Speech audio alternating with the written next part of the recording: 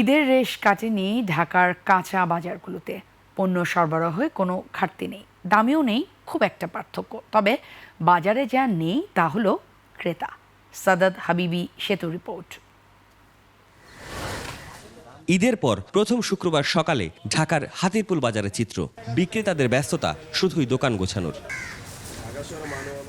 এক সপ্তাহের ব্যবধানে বেড়েছে কাঁচামরিচের দাম। কেজিতে 100 টাকা পর্যন্ত গুনতে হচ্ছে ক্রেতাদের। আর ঈদ মৌসুমে দাম চড়া শাকেরও। ঈদের আগে শাকের দাম অনেক কম ছিল, 5-10 টাকা দিতে পারছে আর কি। করলা হলো 80 থেকে 70 টাকা, কাঁকড়া 80 থেকে 70 টাকা, 50 থেকে 60 টাকা দিলে পটল আর ভেন্ডি। জীবন অবাক না করলে কে করবে? 28% মিল্ক ফ্যাটের অবাক করার সাথে ফ্রেশ মিল্ক পাউডার। জীবন অবাক করুক প্রতিদিন।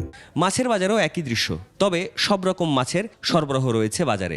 পাবদা 500, মবাব 600, পোয়া 600, কাসকি 600, বাটা 300। মানুষ এখনো বাড়ির থেকে আসছে, মানুষ ঘুমাইতেছে, আসবে পরে আসবে।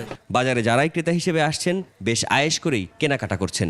সবজির বাজার, মাছের বাজার আগের মতোই আছে, এখনো বৃদ্ধি পায় নাই। দাম মোটামুটি রিজনেবল।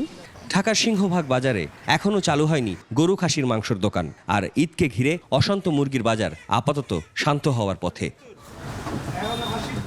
সাদাত হাবিবি সেতু, 21 টেলিভিশন, ঢাকা।